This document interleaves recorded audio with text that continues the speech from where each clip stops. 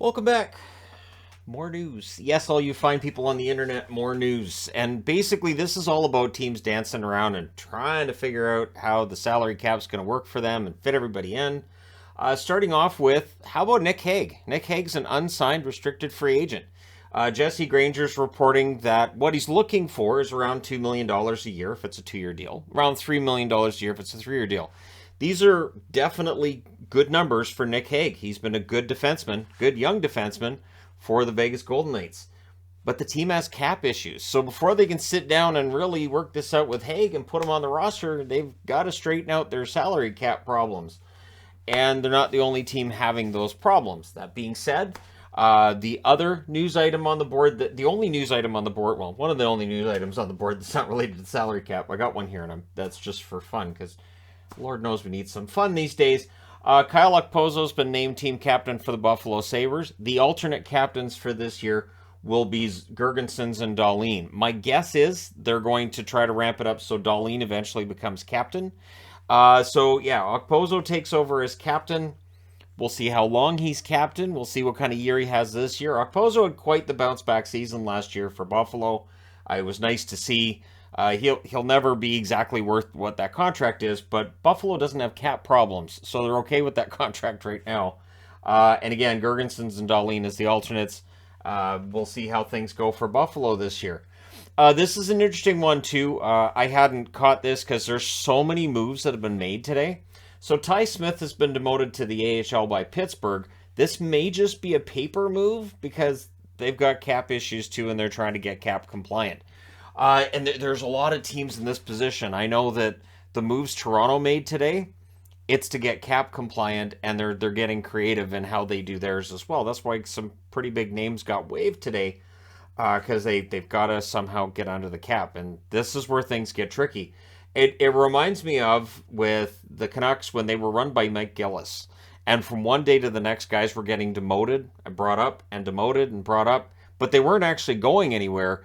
It was just the Canucks were so close to the cap that they had to keep dropping and bringing players up just to stay at the cap. And I think we're going to see a lot of that this year. The other thing we have to worry about is what we've seen teams doing over the last couple of years too with the flat cap, playing with less than the full complement of players. So maybe you play with 11 forwards, 6 defensemen. Maybe you play with 11 forwards, 5 defensemen, and then somebody gets hurt, right? So that's where the issue becomes a little bit of an issue to me. And there are teams, too, that they can't carry any extra skaters because they just don't have the salary. They don't have the cap space to carry extra skaters.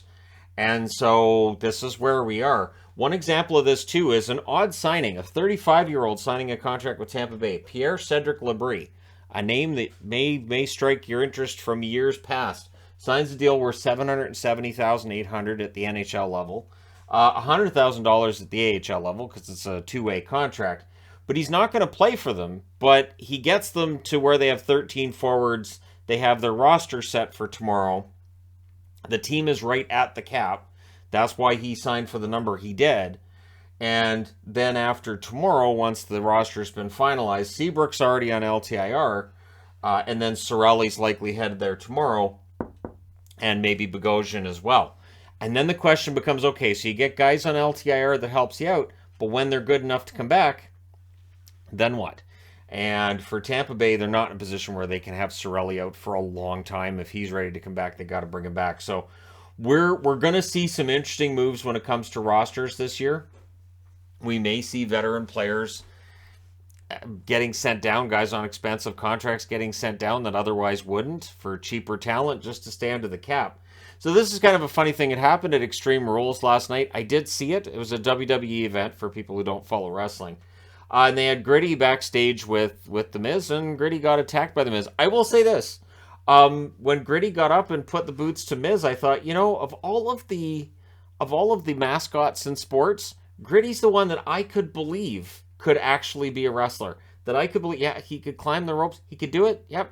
I think that's something that I think could actually work. The problem would be that the head would pop off, right? So at least assuming that that's a human that's in there and that Gritty's not actually a monster from another world, which he definitely could be. We're in strange times.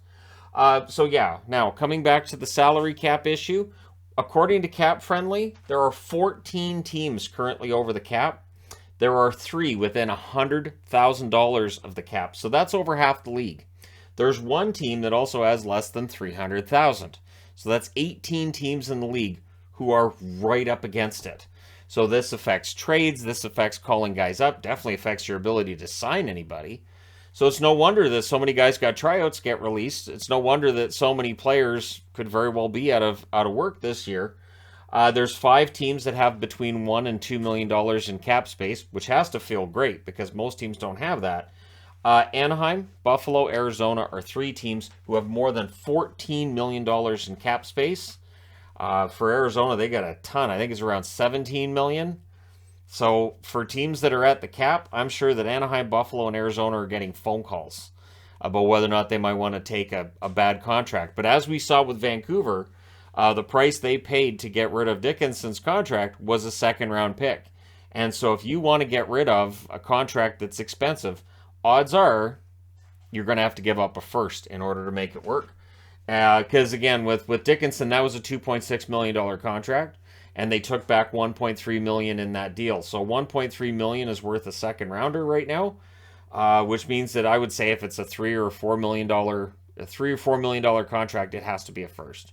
So it's expensive. And so for teams that have the cap space, this is where that weaponized cap space comes in, and we'll see whether or not Anaheim, Buffalo, Arizona end up being a landing spot. Chicago has enough cap space, too, that they could be a landing spot, keeping in mind that Chicago wants to jettison players with the idea of picking up draft picks, picking up prospects, and doing the full rebuild.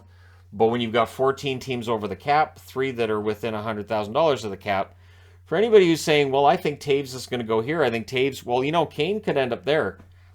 We got 18 teams that can't even think about bringing in Taves or Kane, and that may change between now and the deadline, but it's going to be tough. So this is what happens with the tight cap. Part of it is, too, and I've said this before, I think part of this is just GM's not planning ahead very well and just spend to the cap, and then you just don't have that wiggle room to figure things out later. We often, revel at some of these great contracts that get signed in July when free agent frenzy gets rolling around. But now at this time of the year, there's got to be some regret for some GMs when they look at the roster, they look at the picture, and then they look at the salary cap situation. But we'll see how it turns out. So let me know your thoughts in the comment section below, as always.